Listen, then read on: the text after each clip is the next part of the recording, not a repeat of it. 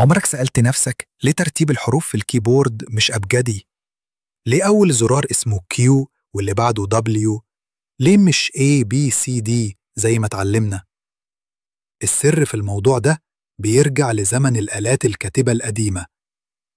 زمان كانت الأزرار متوصلة بذراع حديد، ولما الناس كانت بتكتب بسرعة بالأبجدية الأذرع كانت بتتخبط في بعض وتعلق. فالمصممين قرروا يبعثروا ترتيب الحروف علشان يبطئوا الكتابة شوية وتشتغل المكنة كويس.